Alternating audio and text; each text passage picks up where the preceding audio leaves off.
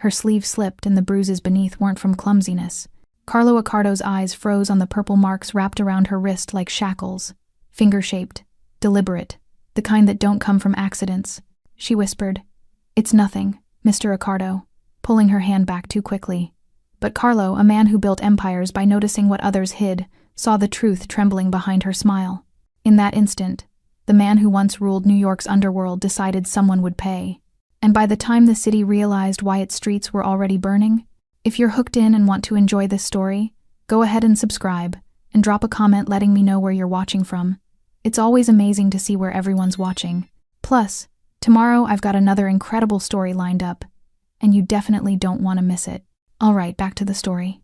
At 7:15 a.m., he sat at his corner table in Cafe Verona, the morning drizzle painting streaks down the windows overlooking Thompson Street.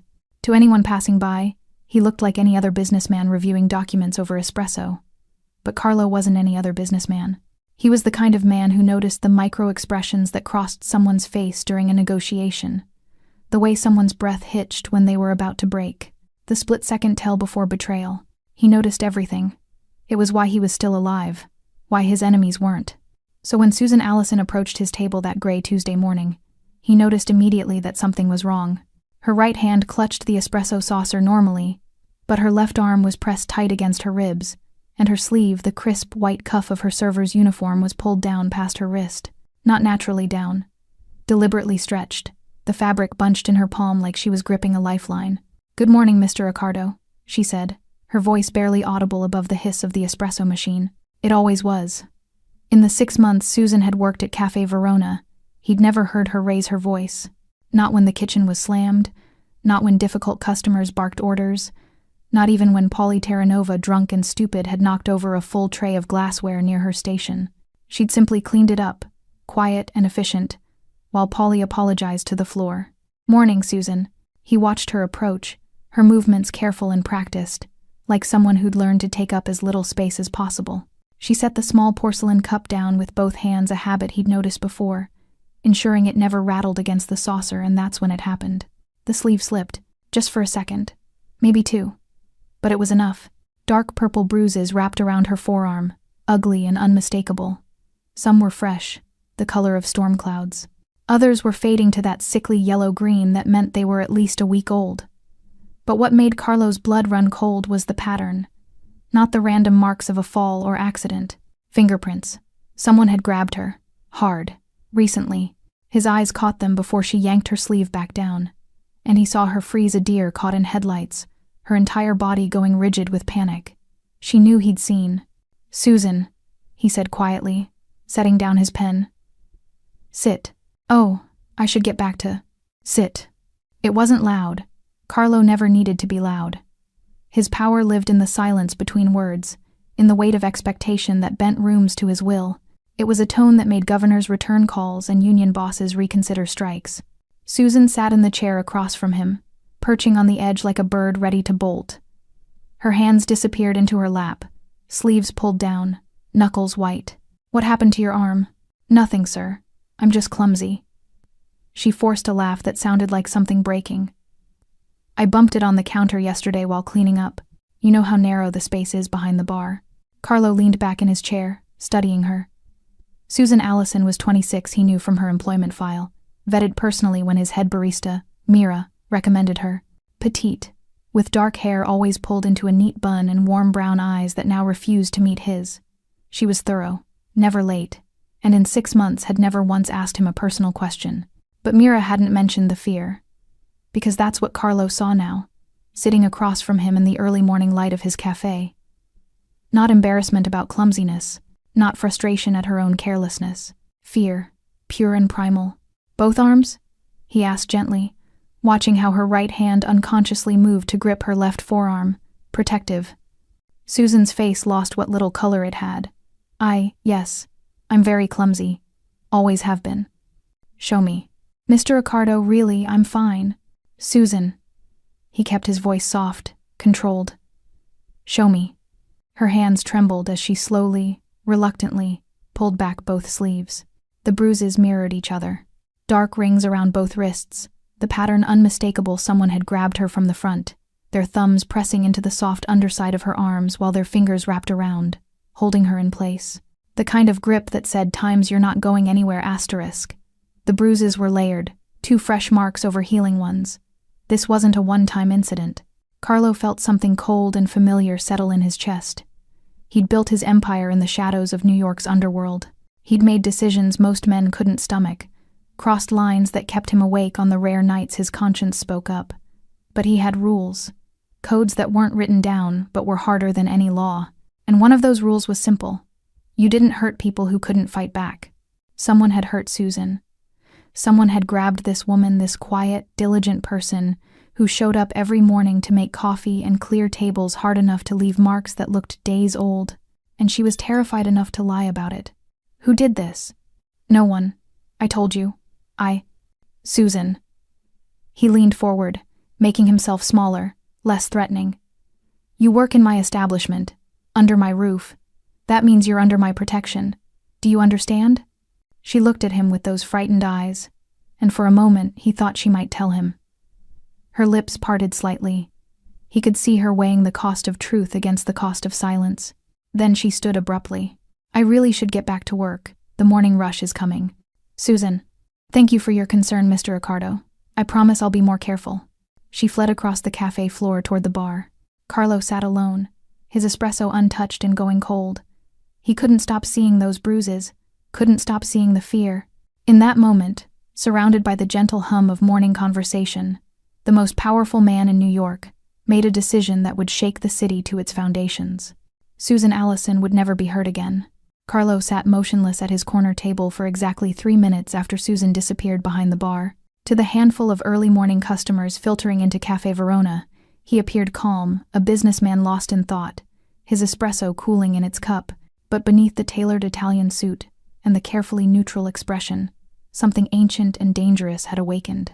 He'd seen men broken in interrogation rooms, watched rivals bleed out in abandoned warehouses, built an empire on calculated violence and strategic fear. But those men had chosen their path. They'd walked into his world with their eyes open, knowing the rules of engagement. Susan Allison hadn't chosen anything. She just wanted to pour coffee and go home. That made all the difference. Carlo stood, buttoning his suit jacket with practiced precision. He caught Mira's eye across the cafe, his head barista, a sharp-eyed woman in her 50s who'd worked for him since he'd opened Verona 8 years ago. She nodded once, understanding the unspoken command. Watch her. He walked through the cafe's back entrance, past the kitchen, where morning prep was already underway, and up the narrow staircase that led to his private office. The room was modest by his standards, a desk, 2 chairs, a window overlooking the street below, and a wall safe hidden behind a painting of the Amalfi Coast. But it was soundproof, secure, and connected to a network that reached into every shadow of New York City. Carlo pulled out his phone and dialed a number he knew by heart. Yeah. Boss? Vince Morelli answered on the second ring, his voice rough with sleep. My office. 20 minutes. Everything okay? 20 minutes, Vince. He ended the call and moved to the window, watching the street come alive below. A delivery truck double-parked. A mother walked her daughter to the bus stop, both laughing at something on the girl's phone. A jogger splashed through puddles left by the morning rain. Normal people, living normal lives. Susan should have been one of them. Carlo's reflection stared back at him from the window glass, dark hair graying at the temples, sharp features that his mother once said looked like his grandfather's, and eyes that had seen too much to ever look truly young. He was 43, old enough to know that violence solved some problems and created others, old enough to understand that the truest power wasn't in the gun or the knife. It was in knowing exactly where to apply pressure until the whole structure collapsed. 18 minutes later, Vince Morelli knocked twice and entered without waiting for permission. Carlo's consigliere was built like a truck, 6'3", 240 pounds of muscle wrapped in a charcoal suit that strained at the shoulders. His nose had been broken 3 times, and a scar traced his left jawline from a knife fight in his 20s. But his eyes were sharp, intelligent, and completely loyal. What happened? Vince asked, reading Carlo's posture instantly. Susan Allison. What do we know about her? Vince's brow furrowed. The waitress? Quiet girl, always on time. Mira vouched for her 6 months ago. Clean background check. No criminal record. No outstanding debts. Lives in a studio apartment in Hell's Kitchen. Pays rent on time. Why? Someone's hurting her. The temperature in the room dropped 10 degrees. Who? Vince's voice went flat, professional. I don't know yet. That's why you're here. Carlo turned from the window, his expression carved from stone. I want everything. Her phone records, bank statements, social media, employment history. Every person she's interacted with in the last year. Who she dates, who she fights with, who she avoids. I want to know what she eats for breakfast and what keeps her awake at night. Vince pulled out his phone, already typing notes. How bad are we talking? Bruises on both wrists, finger-shaped, layered, some fresh, some healing. She lied to my face about it, said she was clumsy. But I saw her eyes, Vince. She's terrified. Jesus. Vince looked up, his jaw tight. You want me to grab whoever it is? Have a conversation? No. Carlo's voice was absolute. This doesn't end with a broken arm in an alley. That's too quick, too simple. I want to know everything about whoever's doing this to her. Everything they value, everyone they love, every secret they're hiding. And then I want to take it all away. Vince studied his boss for a long moment. They'd known each other for 20 years, since Vince was an enforcer, and Carlo was still proving himself to the old families. Vince had seen Carlo order executions without blinking, had watched him negotiate treaties that reshaped the city's underworld. But this was different. This was personal in a way that made even Vince uncomfortable. Boss, you sure about this? She's just a waitress. If we start digging, asking questions, people might wonder why you care so much about. She works under my roof. Carlo's words cut like a blade. In my establishment. That makes her mine to protect. And I don't care if people wonder. Let them wonder. Let them talk. But make it clear, crystal fucking clear, that if anyone even thinks about touching her again, they'll answer to me personally. The silence stretched between them, heavy with unspoken understanding. There's another thing, Carlo added, his voice softer now. No violence. Not yet. Maybe not ever. We don't threaten. We don't grab people in parking lots. We calculate. We gather information, and we use it like a scalpel. Whoever's hurting Susan thinks they're untouchable. I want to prove them wrong without them ever seeing us coming. Vince nodded slowly. All right. I'll start with her apartment building. Doormen, neighbors, surveillance cameras. Should have something by tonight. Good. And Vince? Carlo waited until his consigliere met his eyes. No one knows about this except us. Not Paulie, not Marco, not anyone. This stays quiet until I say otherwise. Understood. After Vince left, Carlo returned to the window. Down below, Susan emerged from the cafe's front entrance, her coat pulled tight despite the morning's warmth. She walked quickly, her head down, and disappeared around the corner toward the subway station. Carlo's reflection stared back at him, and for the first time in years, he felt something close to righteousness. Whoever had put those bruises on Susan's arms had made a fatal miscalculation. They'd hurt someone under his protection. And Carlo Accardo never forgot. Vince Morelli returned to Carlo's office at 11:47 p.m., his face carved from granite. He carried a manila folder thick with documents and photographs, but it was the way he gripped it like it contained something toxic that made Carlo set down his glass of whiskey. Tell me you found him, Carlo said quietly. I found him. Vince's voice was flat, controlled. And boss, this is worse than we thought. He dropped the folder on Carlo's desk. The top photograph showed a man in his late 30s, square jaw, military haircut, cold blue eyes that stared at the camera with practiced authority. He wore an NYPD uniform, 3 commendation bars pinned to his chest. Detective Raymond Holt, Vince said, the name tasting bitter on his tongue. Decorated officer, 12 years on the force, works out of the 14th precinct, 2 citations for bravery, 1 for saving a kid from a burning building. The press loves him. The mayors mentioned him by name in 3 different speeches about New York's finest. Carlo picked up the photograph, studying the face. Holt looked like someone's idea of a hero, strong, confident, trustworthy. The kind of man parents pointed to when they told their kids to find a police officer if they were lost. Keep going, Carlo said, his voice dangerously quiet. He's been dating Susan for 8 months. Started friendly. According to her coworker at her old job, she used to waitress at a diner in Murray Hill before Mira brought her here. Holt came in regular, left big tips, asked her out. She said yes. Vince flipped through the folder, pulling out surveillance photos. First 3 months looked normal. Dinner dates, movies, the whole romantic thing. Then she moved apartments suddenly. Didn't tell anyone at the diner why, just quit with 2 days' notice. He moved her. Carlo said, reading between the lines. Yeah, got her a studio in Hell's Kitchen. His name's not on the lease, but my guy traced the deposit check. Came from an account registered to Holt's mother, but the handwriting matches his signature on police reports. Classic control move: isolate the victim, make her dependent. Carlo felt that cold rage settling deeper into his chest. He'd seen this pattern before, in different contexts. Men who needed to own, to dominate, to crush anything that reminded them they were human. The neighbors? He asked. Heard arguing, lots of it. One woman on Susan's floor said she almost called the cops twice, but Vince's jaw tightened. She saw Holt leaving in uniform once. Figured if he was a cop, maybe she was the problem. Of course she did. Carlo's words dripped with contempt. What else? Vince pulled out another document: phone records, highlighted in yellow. He calls her 17, 18 times a day, sometimes more. Started tracking her phone about 4 months ago. I found the spyware when I had our tech guy check her cell. He knows where she is every minute. If she doesn't answer within 5 minutes, he shows up wherever she is. He's stalking her with a badge. It gets worse. Vince sat down heavily in the chair across from Carlo. I talked to a friend at the 14th.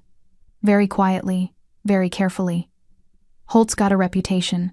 3 complaints filed against him in the last 5 years: excessive force, witness intimidation, verbal abuse, all of them buried by his lieutenant, who happens to be married to a city councilwoman.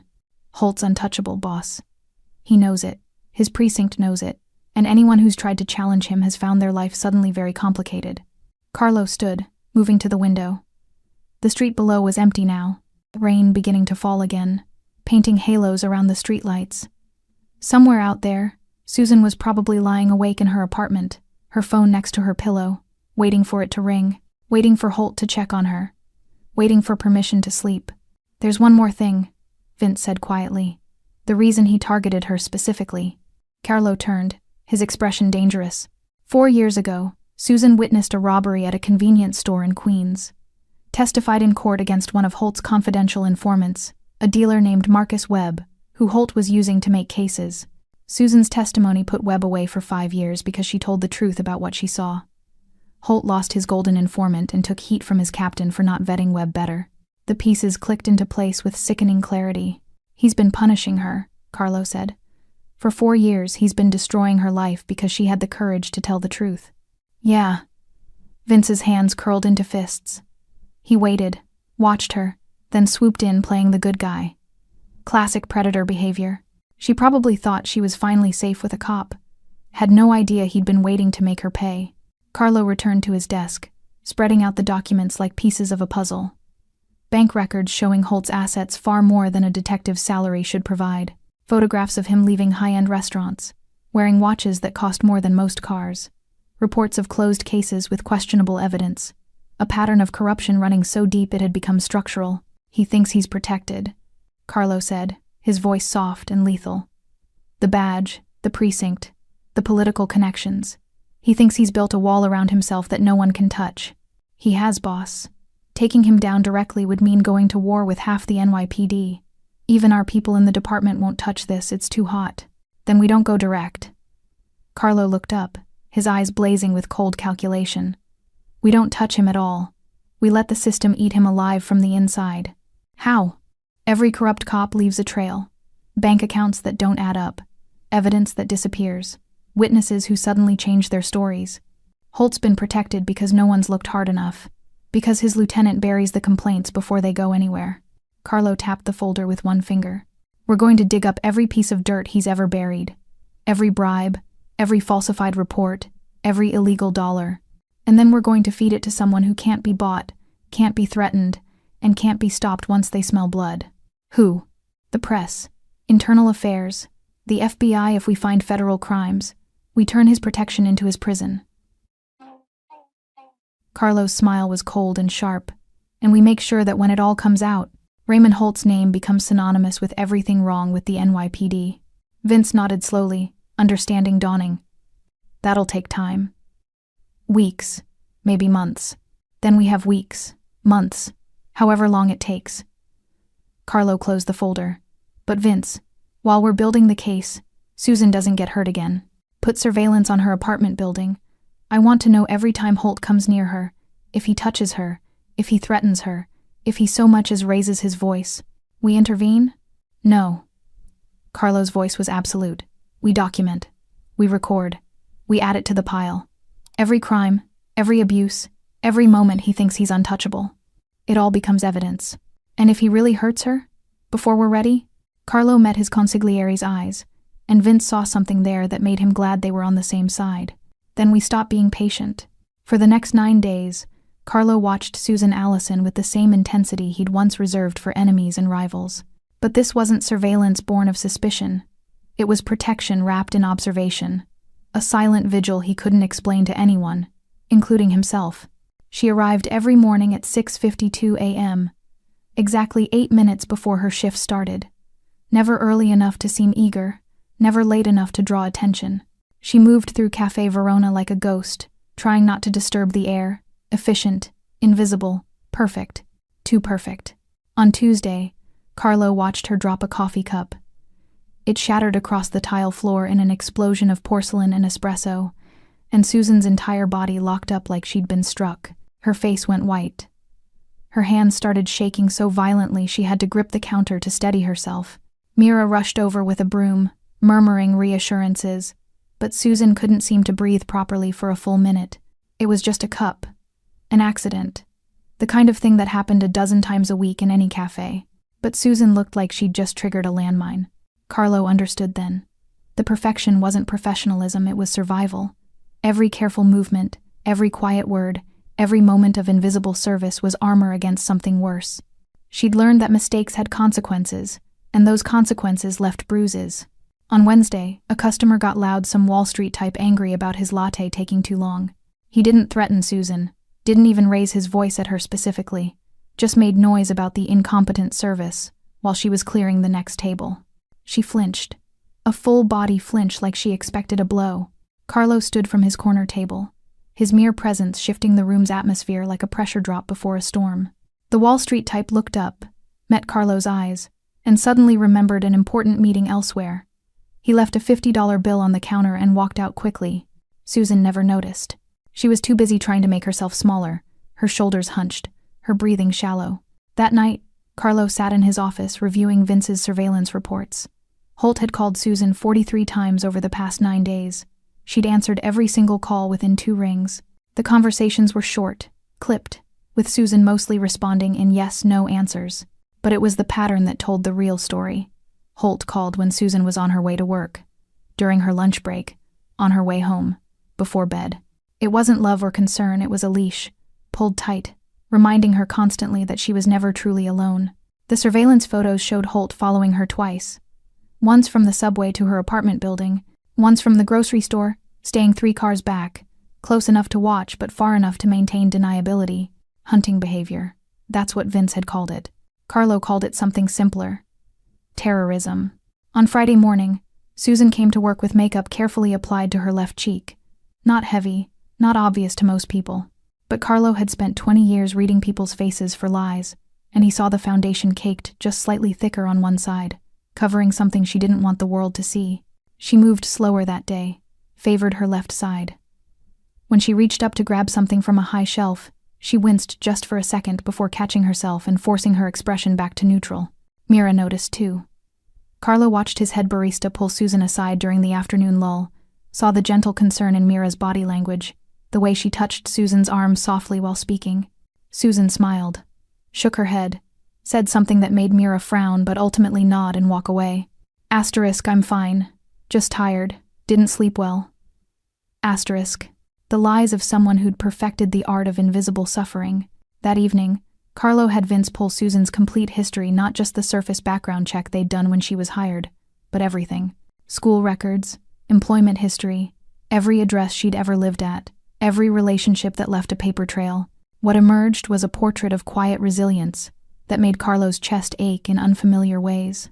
Susan had put herself through community college while working 2 jobs. Graduated with honors despite having no family support. Her mother had died when she was 19, father unknown. She'd been a witness to the convenience store robbery because she'd been working there as a second job, saving money for textbooks. She'd testified against Marcus Webb knowing it would cost her that job, knowing Webb's friends might retaliate. She'd done it anyway because it was the right thing to do. and Raymond Holt had punished her for that integrity ever since. "There's something else," Vince said, sliding another document across Carlo's desk. "I found the original witness statement she gave 4 years ago, before Holt got involved in the case." Carlo read it carefully. Susan's account was detailed, precise, unflinching. She described exactly what she saw, including details that implicated Webb, but also contradicted the initial police report filed by Holt, Carlo said quietly. "He filed the initial report, got the details wrong, probably because he was protecting his informant. Then Susan testified and exposed the inconsistencies. Made him look incompetent in front of a grand jury," Vince confirmed. "His captain chewed him out in front of half the precinct. Rumor is it cost him a promotion." So Holt had waited, watched, found Susan years later, and inserted himself into her life wearing the mask of a hero, all so he could make her pay, slowly, for having the courage to tell the truth when he'd tried to bury it. Carlo stood and moved to his window, looking down at the cafe below. Susan was wiping down tables, her movements mechanical and precise. Even from this distance, he could see the exhaustion in the slope of her shoulders. She showed up every single day, despite the fear, despite the pain, despite a man with a badge systematically destroying her sense of safety. She showed up and did her job with quiet dignity, never complaining, never asking for help, never giving up. Most of the men Carlo knew hard men, dangerous men. Men who thought they were strong would have broken under less. But Susan Allison kept showing up. That kind of courage deserved protection, deserved justice, deserved someone willing to burn down the world that had failed her. Carlo picked up his phone and called Vince. "I want everything," he said quietly. "Every corrupt case Holt's ever touched, every dollar he's taken, every lie he's told under oath. I don't care how long it takes or what it costs. That man thought he could destroy her for telling the truth, so we're going to destroy him with it." "Understood, boss." Carlo ended the call and returned his gaze to Susan below. She was laughing at something Mira said, a small, fragile sound that didn't quite reach her eyes. Asterisk. "Hold on." Asterisk, he thought. Asterisk. "Just hold on a little longer." Asterisk. The pieces were moving into position. The game had begun. And Raymond Holt had no idea he was already losing. The war room wasn't what most people would expect. No weapons on the walls, no maps with red pins marking targets. Just Carlo's private office, above Cafe Verona, filled with filing boxes, laptops, and the quiet hum of men working with surgical precision. Vince had assembled a team of 5 Carlo's most trusted people, each chosen for skills that had nothing to do with violence. There was Marcus Chen, a forensic accountant who'd once worked for the Treasury Department before deciding government pay wasn't worth the boredom. Angela Russo, a former investigative journalist who'd burned too many bridges chasing stories the powerful wanted buried. Tommy Numbers, Calabrese, who could hack systems that didn't officially exist. And 2 others whose names Carlo kept even from himself, information brokers who traded in secrets like currency. They'd been working for 3 weeks, and the evidence was staggering. "Let's start with the money," Marcus said, spreading financial documents across Carlo's desk like a dealer laying out cards. "Detective Raymond Holt makes $89,000 a year, plus overtime. After taxes, call it maybe $65,000 take home." Carlo leaned forward, studying the numbers. But over the past 6 years, he's deposited $340,000 into various accounts. Some in his name, some in his mother's name. One in a Shell LLC registered in Delaware. Marcus tapped a highlighted section. "The deposits are careful never more than $9,000 at once to avoid federal reporting requirements. Classic structuring behavior." "Where's it coming from?" Carlo asked. "That's where it gets interesting." Angela pulled out a separate folder, this one thick with photocopied police reports. "I cross-referenced the deposits with Holt's case files. Every significant payment corresponds to a case that got dropped, evidence that disappeared, or a witness who suddenly refused to testify." She laid out 3 examples, connecting the dots with red ink.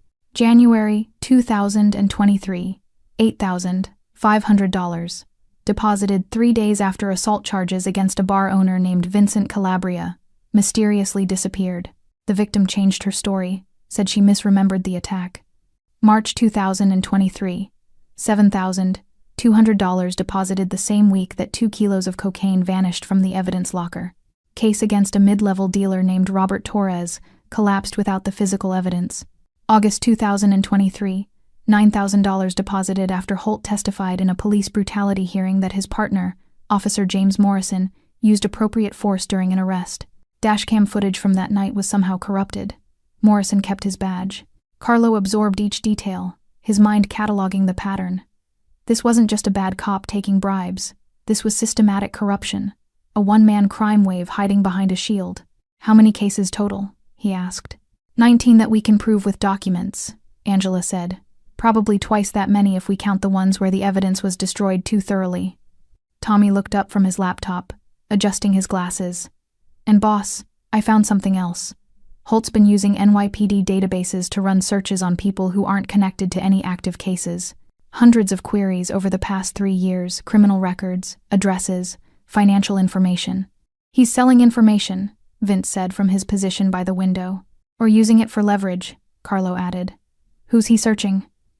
"Business owners mostly. Some politicians. A few lawyers. Several people with gambling debts or immigration issues. Anyone vulnerable." Tommy pulled up a spreadsheet. "I matched the searches to his deposits. The timeline fits. He digs up dirt, approaches the target privately, and suddenly money appears in his accounts." "Extortion with a badge," Angela muttered. "Beautiful. The victims can't report him because he's the one they'd report to." Carlo stood and walked to the window, looking down at the morning crowd flowing past Café Verona. Somewhere in that river of humanity, Raymond Holt was walking around believing himself untouchable, believing that the badge gave him permission to terrorize whoever he wanted. "What about internal affairs?" Carlo asked. "You said there were complaints filed." Angela nodded grimly. 3 formal complaints over 5 years, 2 for excessive force, 1 for witness intimidation. All of them buried by Lieutenant Kevin Walsh, Holt's commanding officer. "Let me guess, Walsh is dirty too?" "Not quite. Walsh is married to City Councilwoman Patricia Walsh. She sits on the committee that approves NYPD budget increases and promotions. Walsh protects Holt, because Holt brings in arrests that make Walsh's numbers look good, which makes his wife happy, which keeps his marriage intact."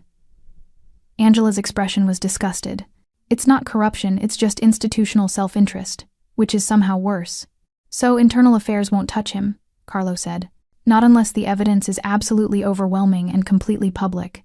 They need political cover to move against someone with Holt's connections." Carlo turned back to his team. "Then we give them overwhelming. We give them undeniable. We give them evidence so solid that protecting Holt would destroy everyone who touches it." "We're already building it," Vince said. "Marcus has the financial records documenting the bribes. Angela's verified 19 cases of corruption. Tommy's got proof he's been illegally accessing databases. We've got enough to bury him twice over. But there's a problem," Angela interjected. "All this evidence was obtained through," she gestured vaguely. "Let's call them unconventional methods. We can't just hand this to Internal Affairs or the FBI. They'll ask how we got it, and everything falls apart." Carlo had already considered this. "So we don't hand it to them. We leak it to someone who can authenticate the information independently. Someone who'll dig deeper and find the official sources to back up what we're giving them." "A journalist," Angela said, understanding dawning. "Someone with credibility and resources." "Exactly. Someone hungry enough to chase the story but legitimate enough that when they publish, the authorities have to respond." Carlo looked at Angela. "You used to work in investigative journalism. Who's the best?" Angela thought for a moment. Diane Hartfield at the Times New York Chronicle **. She broke the story on the pension fund scandal last year. Tenacious as hell. Won't back down from pressure. And she's got editors who'll protect her sources. If we give her enough to start digging, she'll find the rest herself." "Perfect." Carlo turned to Marcus. "Clean up the financial documents, remove any indication of how we obtained them. Make it look like an anonymous tipster from inside the department. Tommy, same with the database records. Angela, you'll be our intermediary. You've got credibility in that world." "What about the personal stuff?" Vince asked. "The abuse, the stalking, the threats against Susan?" Carlo's expression hardened. "That's the final piece. We've been documenting everything, the calls, the following, the surveillance. Once the corruption story breaks, and Holt's on the defensive, we leak evidence of him abusing his authority to terrorize a civilian. We make him into the perfect villain, corrupt cop who beats women. The press will eat him alive," Angela said. "The press, Internal Affairs, the FBI, the mayor's office, everyone will want a piece of him. And by the time they're done, Raymond Holt won't just lose his badge. He'll lose everything." Carlo returned to the desk, looking at the assembled evidence, weeks of meticulous work, hundreds of hours of investigation, all building toward a single devastating moment. "How long until we're ready to move?" he asked. 2 weeks, Marcus said. "Maybe 3. We need to verify a few more financial transactions, get copies of the official case files to give Hartfield something to authenticate our information. Then we have 3 weeks." Carlo's voice was cold and absolute. "But understand this, once we start, we don't stop. Holt will know someone's coming for him. He'll get desperate, dangerous. We need to be ready for anything." Vince nodded. "I've got people watching Susan around the clock. If Holt makes a move, we document it," Carlo interrupted. "Everything becomes evidence. Every threat, every moment of intimidation. We're building a case that'll stand up in court, and the court of public opinion." "And if he really hurts her?" Vince asked quietly. Carlo met his consigliere's eyes. "Then the plan changes, and we remind Detective Holt that there are things worse than prison."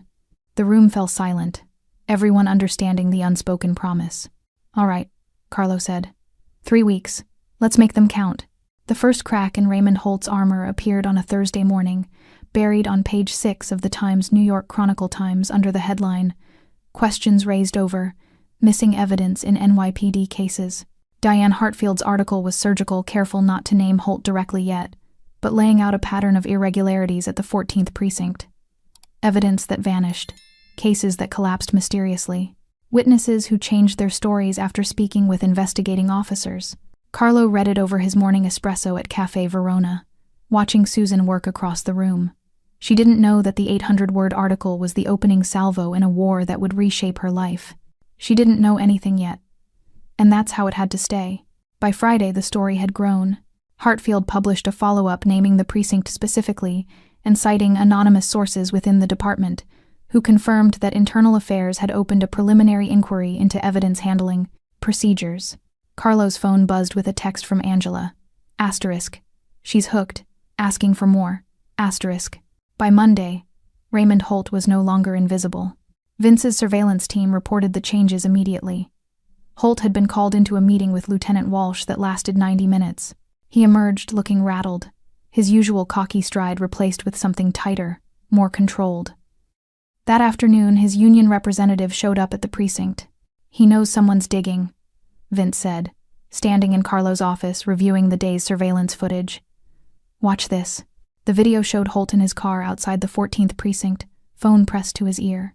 Even without audio, his body language screamed stress, jaw clenched, free hand gripping the steering wheel so hard his knuckles went white. "Who's he calling?" Carlo asked. "We pulled the records. First call was to his bank, second to his lawyer. Third," Vince paused meaningfully, "to Susan." Carlo's expression darkened. "When?" 4:47 p.m., lasted 8 minutes. Our tap caught most of it. Vince pulled up the audio file on his laptop. Holt's voice came through, tinny but clear, each word dripping with barely controlled rage. Asterisk, "Where are you?" Asterisk. Asterisk. I'm at work. My shift ends at asterisk. Asterisk. "I don't care about your shift. Are you talking to people about me?" Asterisk. Asterisk. "What? No, I would never asterisk." Asterisk. "Someone's asking questions, Susan. Someone's digging into my life, my cases, and the only person who knows anything is you." Asterisk. Asterisk, "Raymond, I swear, I haven't said anything to anyone. I don't even know what you're talking about." Asterisk. Asterisk, "You better not be lying to me, because if I find out you went to the press, if you talked to Internal Affairs, if you told anyone asterisk. Asterisk, I didn't. Please, I promise, I didn't say anything. Asterisk." The fear in Susan's voice made Carlo's hands curl into fists. Asterisk, "I'll know if you're lying. I always know. I'll be watching you even closer now. Every move, every conversation, every goddamn breath. You understand me?" Asterisk. Asterisk, "Yes. Asterisk. Asterisk. Say it again. Asterisk. I understand. Asterisk. Good. Now get back to work and keep your mouth shut. Asterisk." The call ended abruptly. Vince closed the laptop. "That was this afternoon," he said quietly. "Susan's been jumpy ever since. Dropped 2 cups during the dinner shift. Mira had to send her home early." Carlo stood and moved to the window, his reflection staring back at him in the darkening glass. Below, the cafe was closing down for the night. Susan had already left, probably heading back to her apartment where Holt's surveillance software tracked her every move. "He's scared," Carlo said. "Good. Scared people make mistakes. They also get violent," Vince countered. "We're pushing him toward the edge, boss. What happens when he goes over? Then we catch him on camera doing something that destroys him completely." Carlo turned back. "How's our surveillance on Susan's building?" 3 cameras covering the entrance and her floor. Audio in the hallway outside her apartment. We can't go inside, but we'll hear anything that happens in the corridor. Plus, we've got 2 guys rotating shifts in a car across the street. Not enough. I want 4 guys. 2 in the car, 2 on foot. If Holt shows up, I want every second documented. He'll spot a tail if we get too close. He's paranoid right now. He's seeing threats everywhere. That works in our favor. He'll be too distracted watching his own back to notice ours." Vince nodded and pulled out his phone to make arrangements. Carlo returned his attention to the window, his mind running through scenarios and contingencies. The next domino fell Wednesday morning. Diane Hartfield published her 3rd article, and this time she named names. Detective Raymond Holt under internal investigation for evidence tampering. The piece included testimonies from 2 witnesses in previous cases who now felt safe enough to speak on record about Holt pressuring them to change their statements. The article went viral by noon. Local news picked it up. Police reform advocates started tweeting about it. By evening, the mayor's office issued a carefully worded statement about taking all allegations seriously and supporting a thorough investigation. Carlo watched it unfold like dominoes falling in perfect sequence. That night, Holt's world began to crumble in earnest. His bank accounts were frozen pending an internal affairs investigation into financial irregularities. His partner, Officer Morrison, the one he'd protected during the brutality hearing, was reassigned to desk duty pending his own review. Whispers started circulating through the 14th precinct, the kind of institutional gossip that destroyed careers. By Thursday, Holt was toxic. Vince's sources inside the precinct reported that other officers were avoiding him in the break room. His lieutenant had stopped returning his calls. Even the union rep seemed less enthusiastic about defending him. "He's isolated," Vince reported. "Everyone who used to protect him is backing away. They can smell the blood in the water." "What about Susan?" "Holt called her 19 times yesterday." She answered 17. "The surveillance shows he drove past her apartment building 4 times last night between midnight and 4 a.m. Carlo's jaw tightened. He's circling, trying to figure out if she's the leak. What if he decides she is? Then he makes the mistake we've been waiting for. Carlo pulled up the surveillance feeds on his computer. He's desperate now. Desperate men don't think clearly. They act on emotion, on fear, on rage. And when Holt finally snaps, when he stops being careful and shows the world what he really is, we'll have every camera rolling. Vince studied his boss carefully. "You're using her as bait." "I'm protecting her," Carlo corrected, his voice hard. "Every move we've made has been to build a cage around Holt so tight he can't touch her without destroying himself completely. Yes, we're letting him feel the pressure. Yes, we're watching to see how he reacts. But Susan is surrounded by my people 24 hours a day. Holt can't get to her without going through us. And if he tries anyway?" Carlo's smile was cold and sharp. "Then we get everything we need to finish this, and Raymond Holt learns what happens when you threaten something I've decided to protect." Friday evening, the pressure found its release. Holt showed up at Cafe Verona. He didn't come in uniform that would have been too obvious. Instead, he wore jeans and a leather jacket, trying to look casual as he took a seat at the counter. But Carlo saw him immediately, saw the tightness around his eyes, the way his hands trembled slightly as he ordered coffee from Mira, saw how his gaze tracked Susan as she moved through the cafe, oblivious to the predator watching her. Carlo remained at his corner table, appearing to read a newspaper while every sense focused on Holt.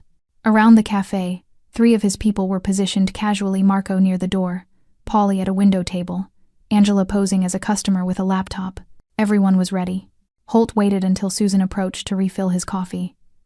As she reached for his cup, he grabbed her wrist. Not hard, not violent, just firm enough to stop her movement, his fingers wrapping around the exact spots where old bruises had finally started to fade. "We need to talk," Holt said quietly. And Carlo stood up. Carlo crossed the cafe floor in 6 strides, his presence shifting the atmosphere like a storm front moving in. Conversations died mid-sentence. Customers looked up from their phones. Even the espresso machine seemed to hiss more quietly. Holt's hand was still wrapped around Susan's wrist. "Let her go," Carlo said quietly. Holt looked up, his face a mask of fake confusion. "Excuse me? I'm just talking to—" "Let her go." The words carried weight that had nothing to do with volume. It was the tone of a man who'd ordered executions with less emotion, who'd watched empires crumble with the same calm detachment. Holt released Susan's wrist slowly, deliberately, like he was doing Carlo a favor. "I don't know who you think you are, but this is a private conversation between me and my girlfriend." "No," Carlo said. "This is you leaving my establishment. Now." "Your establishment?" Holt's laugh was sharp and bitter. "You know who I am? I'm NYPD. I could have this place shut down for health violations before—" "Detective Raymond Holt, badge number 4, 7293. Currently under internal affairs investigation for evidence tampering, financial irregularities, and abuse of police databases." Carlo's voice remained perfectly calm, each word precise as a scalpel. 12 years on the force, 3 formal complaints buried by your lieutenant, and approximately $340,000 in unexplained deposits over 6 years. Did I miss anything? The color drained from Holt's face.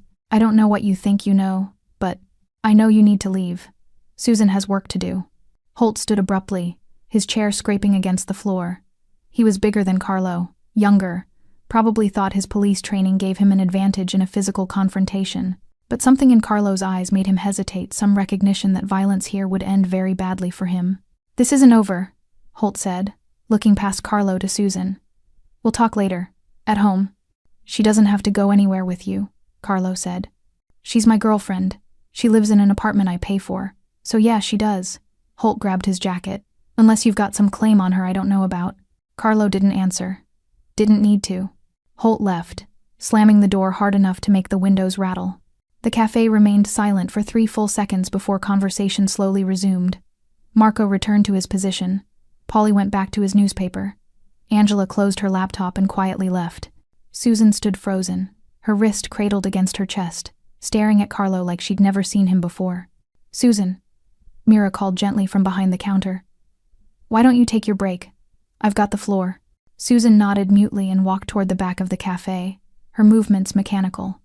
Carlo followed at a distance, waiting until they were in the small employee break room before closing the door behind them. She stood with her back to him, shoulders trembling. "I'm sorry," she whispered. "I'm so sorry. I'll quit. I'll leave tonight. You don't need this kind of trouble because of me." "Sit down, Susan." "No, really. I should just sit down." She sat on the old couch against the wall, her hands twisted together in her lap. Carlo pulled up a chair and sat facing her, close enough to seem approachable but far enough to not be threatening.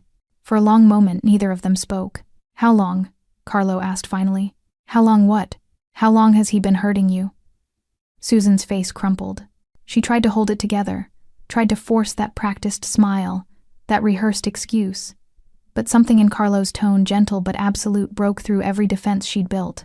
8 months, she whispered. "It started slow. Just jealousy at first, wanting to know where I was, who I talked to. Then the phone calls. Then he moved me to a new apartment, said it was safer, that he wanted to take care of me. I thought," her voice broke, "I thought it meant he loved me." "When did it turn physical?" 4 months ago. I came home late from a double shift. My phone died, so I couldn't answer his calls. He was waiting in my apartment. Said I'd disrespected him, embarrassed him, made him look like a fool calling a phone that just rang and rang. She touched her ribs unconsciously. He pushed me against the wall, grabbed my wrists so I couldn't move, told me if I ever ignored him again, it would be worse. Carlo's hands curled into fists, but his voice remained steady. "And it got worse anyway." "Yes." Tears spilled down her cheeks. "It's never enough. I answer every call. I text him my location. I don't talk to other men. I come straight home after work. But there's always something I did wrong. Something that disrespects him. He says I made him this way, that if I just listened better, tried harder, loved him properly, he wouldn't have to correct me." "Correct you," Carlo repeated, the words tasting like poison. "That's what he calls it. Correction." Susan wiped her eyes roughly. "And I can't leave. He tracks my phone. He knows where I work, where I live, where my aunt lives upstate. He said if I ever try to leave him, if I ever tell anyone, He'll make sure I regret it. He's a cop, people believe him, not me. Who's going to help someone like me against someone like him? Carlo leaned forward, his elbows on his knees, his voice low and intense. I am. Susan looked up, confusion and hope warring in her expression. You work under my roof now, Carlo said. And no one, not a cop, not a detective, not the entire NYPD hurts someone under my protection.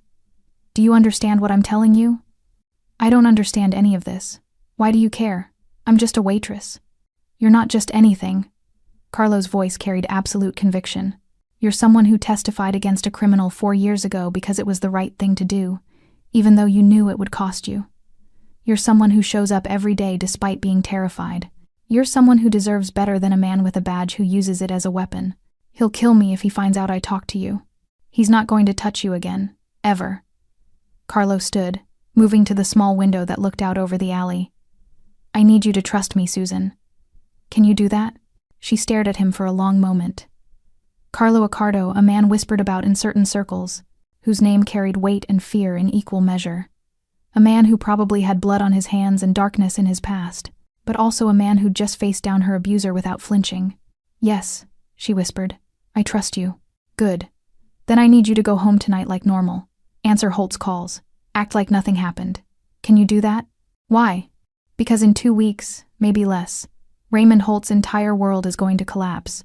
And when it does, I need him focused on saving himself, not on hurting you. Carlo turned to face her. But if he comes near you, if he threatens you, if he does anything that makes you feel unsafe, you call me immediately, day or night. Understand? Susan nodded, accepting the business card he handed her. One more thing, Carlo said. What happened 4 years ago, the robbery you witnessed, the testimony against Marcus Webb. That's why Holt targeted you, isn't it? Her eyes widened. How did you? Because I pay attention. And because men like Holt always have reasons for the cruelty. He's been punishing you for telling the truth. Yes, she admitted. He told me once, after he'd been drinking, said I'd humiliated him, cost him his best informant, made him look incompetent. Said I needed to learn there were consequences for crossing him. Carlo's expression went cold and hard. There are consequences, he agreed. He's about to learn that firsthand. The package arrived at the Times New York Chronicle-Times offices on a Tuesday morning, delivered by courier to Diane Hartfield's desk. No return address. Just a plain manila envelope with her name typed on the front. Inside were 47 pages that would destroy Raymond Holt's life. Diane spread them across her desk with the practiced efficiency of someone who'd received anonymous tips before. Bank statements showing deposits that didn't match a detective's salary. Photocopied police reports with handwritten notes in the margins notes that contradicted the official accounts. Database query logs showing hundreds of unauthorized searches. And most damning, a spreadsheet correlating Holt's financial deposits with cases that mysteriously collapsed or evidence that disappeared. Attached to the front page was a typed note on plain paper. Asterisk Detective Holt has been using his badge to extort, intimidate, and corrupt for years. The evidence is real. Verify it independently. Look at case #2099 to 4471 Torres, case #2081 to 8834 Calabria, case #2013 to 2156 Morrison IA hearing. The victims are afraid to speak, but the paper trail doesn't lie. Someone needs to tell this story before more people get hurt. Asterisk. Diane read through everything twice, her journalistic instincts firing on all cylinders. This was bigger than her previous articles. This wasn't just evidence tampering, this was systematic corruption, extortion, abuse of power, if it was real. She picked up her phone and called her editor. Tom, I need researchers and a lawyer. I just received something that's either the biggest story of the year or an elaborate setup. Which one? Tom asked. Give me 72 hours and I'll tell you. Diane worked through the night, verifying every detail she could. The bank accounts existed. She confirmed that through public records. The cases listed were real. She pulled the court documents herself. The database queries could be verified through NYPD's own internal systems, if she could get someone to leak the official logs. She made calls, lots of calls, to sources inside NYPD, to lawyers who'd handled cases against Holt, to witnesses who'd mysteriously changed their testimonies. Most wouldn't talk on record, but enough confirmed details off the record that the pattern became undeniable. By Thursday morning, she had enough. Tom, she said, walking into her editor's office with a thick folder. We need legal to review this before publication. But I've verified the core allegations. Holt's dirty. Really dirty. And I can prove it. How solid is your sourcing? 3 independent confirmations on the financial irregularities, 2 former witnesses willing to go on record about intimidation, and I've got copies of official case files that match the anonymous documents. Someone inside NYPD with access to internal affairs records sent this to me. Tom leaned back in his chair. Or someone with very good hackers. Does it matter? The information is accurate. I've checked it 6 ways from Sunday. It matters for the story. Are we reporting on corruption or reporting on illegally obtained evidence? Diane had anticipated this. We frame it as an investigation based on anomalies we noticed in public records, then confirmed through independent sources.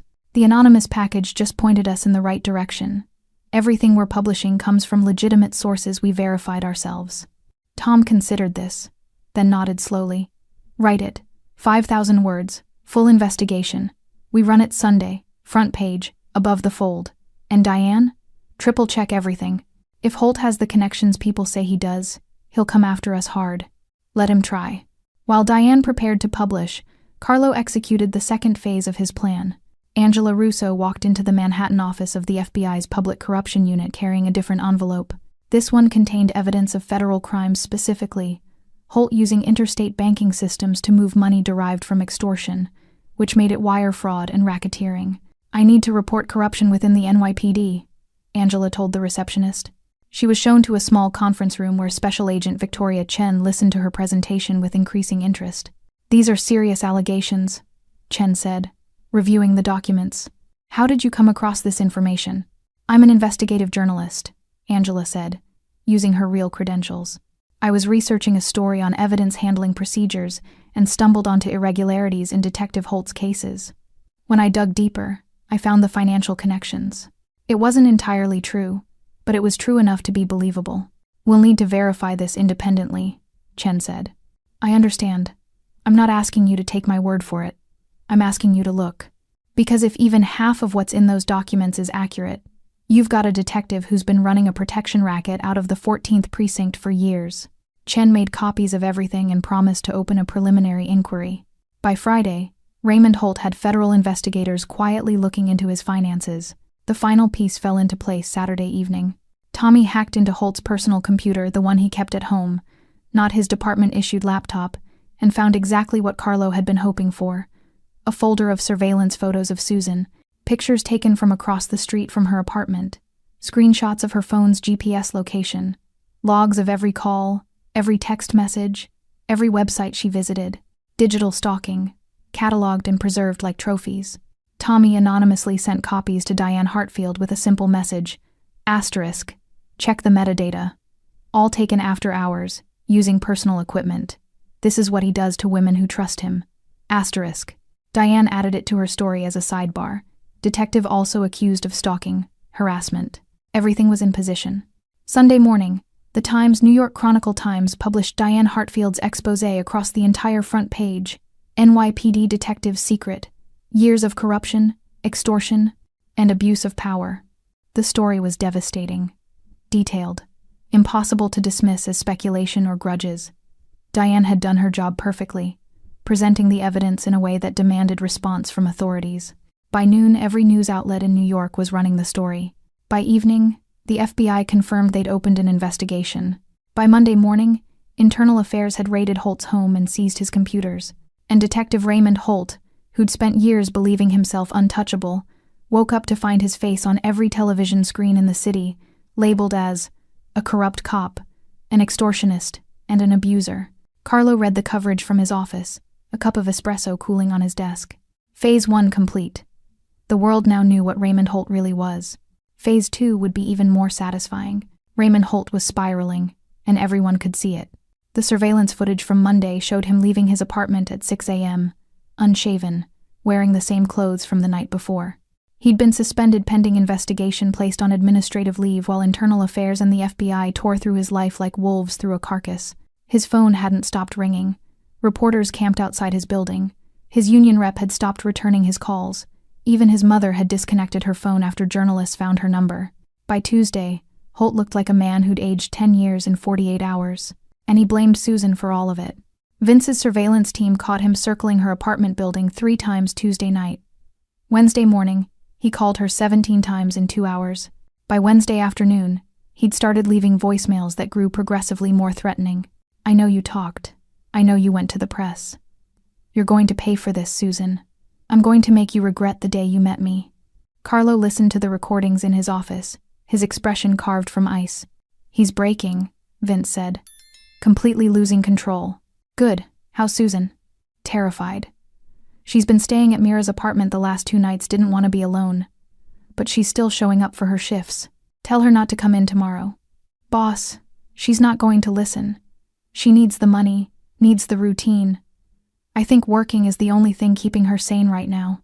Carlo considered this. Then we make sure she's protected. I want you here tomorrow, Marco, Polly, and Angela.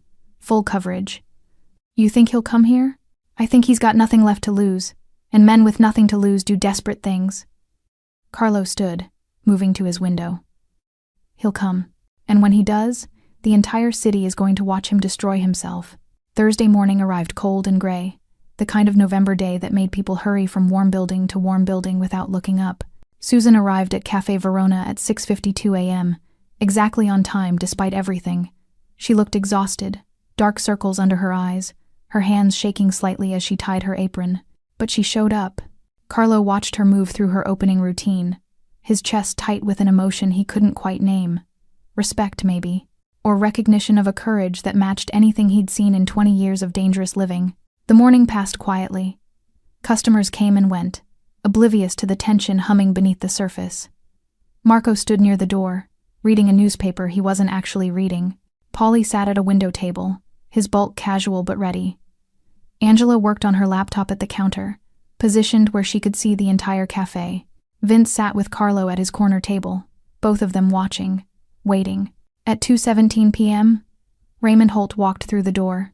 He looked like hell, bloodshot eyes, 3 days of stubble, his clothes wrinkled and stained. But more concerning was the wild energy radiating from him, the barely contained rage of someone who'd been pushed past their breaking point. Several customers looked up, then quickly away. Some recognition flickering across their faces, times that's the cop from the news times, followed by the instinctive decision to not get involved. Holt's eyes found Susan immediately. She was clearing a table near the back, her movements freezing as she saw him. Susan, he called across the cafe. We need to talk. Now. She didn't move. Couldn't move. Susan. Louder now, angrier. Don't ignore me. Carlo stood, buttoning his suit jacket. Across the cafe, Marco straightened from his newspaper. Polly set down his coffee. Angela's fingers moved across her laptop keyboard times, recording asterisk. Detective Holt, Carlo said calmly. You need to leave. Holt spun toward him, eyes blazing. You're behind this, aren't you? The articles, the investigation, all of it. You put her up to this. I did nothing except notice that someone was hurting my employee. Everything else was your own doing. Bullshit. Holt advanced toward Carlo, his hands clenched into fists. She told you things, private things about our relationship, and you used them against me. That's witness tampering, or intimidation, or what? Carlo's voice remained perfectly calm, which seemed to enrage Holt further. I'm not a witness to anything. I'm just a businessman who doesn't appreciate his staff being terrorized. She's lying. Whatever she told you, she's lying. I haven't told him anything. Susan's voice cracked across the cafe, surprising everyone, including herself. I didn't go to the press. I didn't talk to internal affairs. I haven't said a word to anyone. Then how? Holt wheeled on her. How does some random cafe owner know about... He caught himself, but too late. Know about what? Carlo asked quietly. About the extortion? The evidence tampering? The abuse? Outside, Carlo could see what Holt couldn't. News vans pulling up to the curb. Cameras being readied. Diane Hartfield stepping out of a car with her notebook. The trap was set. Angela had sent the tip 30 minutes ago. Asterisk. Corrupt detective. Confronting victim at Cafe Verona on Thompson Street. Asterisk. Holt took a step toward Susan, and that's when Vince moved, placing himself between them, a wall of muscle in an expensive suit. That's close enough, Vince said. Get out of my way. She's my girlfriend. We're leaving. Together. She's not going anywhere with you, Carlo said. Holt's laugh was brittle, breaking. You think you can stop me? You think because you've got some muscle and some money that you can… He shoved Vince, trying to get past him. Bad mistake. Vince didn't retaliate with violence, didn't need to. He simply stood his ground, immovable, while Holt bounced off him like a wave hitting a cliff. Last chance, Carlo said. Walk out that door now, detective. While you still can. While I still can? You threatening me? You threatening a police officer? I'm not threatening anyone. I'm pointing out that there are at least 3 news cameras outside right now, filming through the windows. And every second you stay here, every word you say, every move you make is being recorded and will be on every television screen in New York by tonight. Holt's face went white. He spun toward the windows, seeing for the first time the small crowd gathering outside. The cameras, the reporters. You set me up, he whispered. No, Carlo said. You destroyed yourself. I just made sure people were watching when you did it. Holt lunged not at Vince, but toward Susan, his hand outstretched like he could grab her, drag her out, make her fix this somehow. He never got close. Marco and Polly moved simultaneously, intercepting him mid-stride. They didn't hurt him, didn't even throw him to the ground, just caught his arms and held him immobile while he thrashed and screamed. Let me go. Police brutality. Assault. You're not on duty, Carlo observed. And you're the one who became physical first. Self-defense on our part. The cafe door burst open.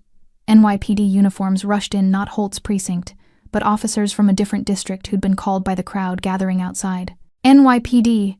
Everyone step back! Marco and Polly released Holt immediately. Hands raised, cooperative. This man is assaulting my girlfriend, Holt shouted, pointing at Susan. And these men attacked me. Sir, you need to calm down, one of the officers said, recognizing Holt. Recognition followed by something else, distaste maybe. Or disgust. Detective Holt, you're currently under investigation. You shouldn't be here. I can go wherever I want. I haven't been charged with anything. Sir. She's lying. They're all lying. I'm being framed. One of the officers turned to Carlo. What happened here? Detective Holt entered my establishment and became verbally aggressive toward my employee. When asked to leave, he refused and attempted to physically grab her. My staff intervened to protect her. That's all. That's not, Holt started, but one of the officers cut him off. Sir, we're going to need you to come with us. On what charge? I haven't done anything. Disturbing the peace, trespassing, potentially harassment. We can sort it out at the station. Outside, cameras captured everything Holt being escorted from Cafe Verona, still shouting about conspiracies and frame jobs.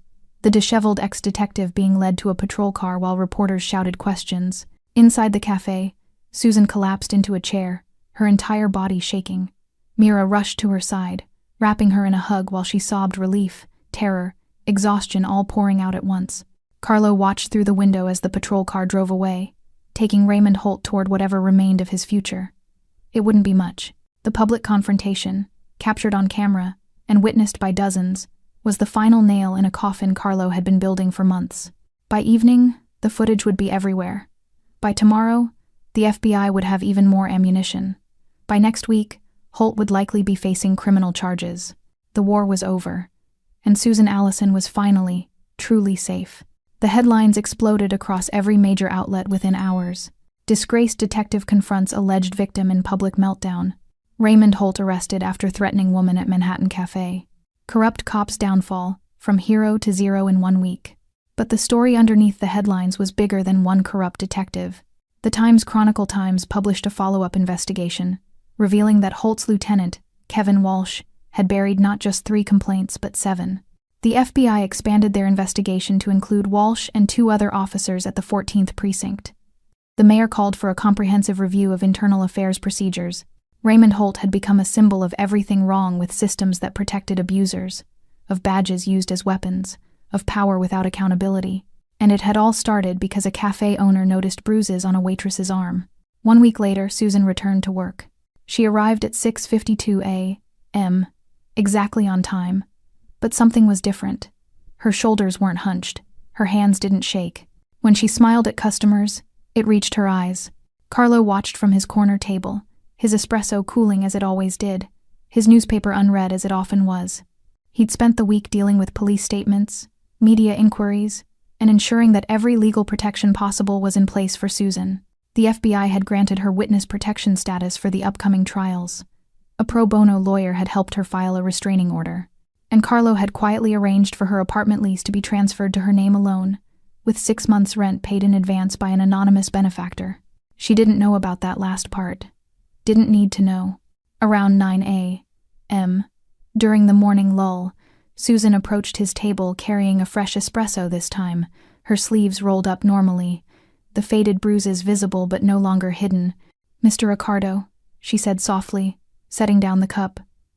"May I sit, please?" She perched on the edge of the chair across from him, her hands folded in her lap. For a moment, she just looked at him. Really looked at him like she was trying to understand how a man like him had chosen to save someone like her. "You did it," she said finally. "What you said you would do. You protected me. I kept a promise, nothing more. It's everything more." Her eyes shone with unshed tears. "I've been thinking about what to say to you for days, but nothing seems adequate. Thank you feels too small. You gave me my life back. You never lost your life. You just needed someone to remind you that you deserved to have it." Carlo leaned back in his chair. "What happened to you wasn't your fault, Susan. And what happens next, that's entirely up to you. The FBI wants me to testify. Against Holt, against the others they're investigating. Will you?" She nodded slowly. 4 years ago, I testified because it was the right thing to do. It cost me everything. But now I understand it was worth it, because truth matters. Justice matters. Even when it's hard. Especially when it's hard. Carlo felt something shift in his chest. This woman who'd been broken and terrorized and afraid was choosing courage again. Choosing to stand up and speak truth to power, even after learning exactly how much it could cost. "You're braver than most of the men I know," he said quietly. "I'm terrified," she admitted. "But I'm also free. And I want other women who are where I was to know that they can be free too. That having a badge doesn't make someone untouchable. That there are still people who believe in justice." She stood, smoothing her apron. "I should get back to work. But Mr. Ricardo, Carlo, I want you to know something. You didn't just save me. You showed me that even in the darkest places, there are people who still care about doing what's right, even if they don't look like heroes." After she walked away, Carlo sat alone with his thoughts and his cooling espresso.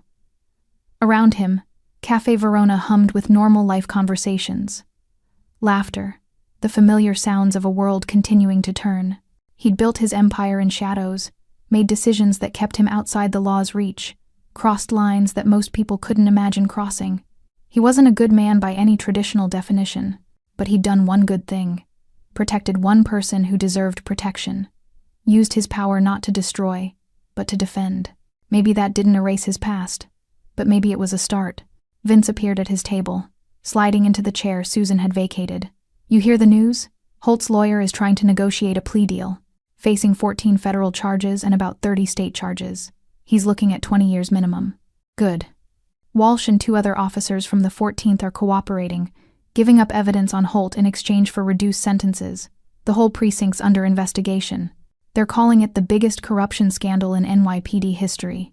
Carlo nodded, absorbing the information without visible reaction. "There's something else," Vince said, his voice careful. "People are talking. Not bad talk, good talk. About how you protected Susan. How you took down a corrupt cop without violence. You're becoming, I don't know, different than before. I'm exactly who I've always been. Maybe, but people are seeing you differently. And boss?" Vince smiled slightly. "I think maybe you're seeing yourself differently too." After Vince left, Carlo finally picked up his espresso. It was cold now, but he drank it anyway, watching Susan move through the cafe with new lightness in her step. In a city built on fear and corruption, Carlo Ricardo had done something unexpected. He'd made the law itself tremble not through violence or intimidation, but through patience, strategy, and an unwavering commitment to protecting someone who couldn't protect herself. The newspapers would call it many things: a scandal, a takedown, a victory for justice. But Carlo knew what it really was. One man noticing a woman's bruises and deciding that she mattered more than the system that failed her. 3 weeks later, Susan approached Carlo's table one final time during her shift. This time, she carried an envelope instead of espresso. "What's this?" he asked. "A letter. For you." She set it down carefully. "Don't read it now. Read it when you're alone. I wanted to put into words what I couldn't say out loud." Carlo accepted the envelope, tucking it into his jacket pocket. How are you doing? Really? Better. Some days are harder than others.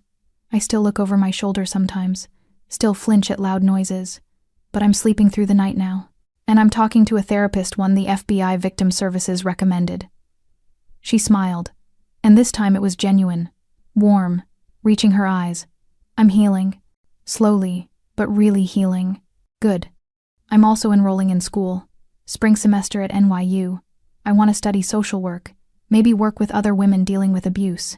Turn what happened to me into something that helps others. Carlo felt pride swell in his chest, an unfamiliar emotion. That's good, Susan. That's very good. None of it would be possible without you. She hesitated, then reached out and squeezed his hand briefly. Thank you for seeing me when everyone else looked away. After her shift ended and the cafe closed, Carlo sat alone in his office and opened the envelope. Inside was a single page, handwritten in careful script. Asterisk. Dear Carlo. Asterisk. Asterisk, I don't know how to thank someone for giving you back your life, but I'll try. Asterisk. Asterisk, before you, I thought I had to accept the violence.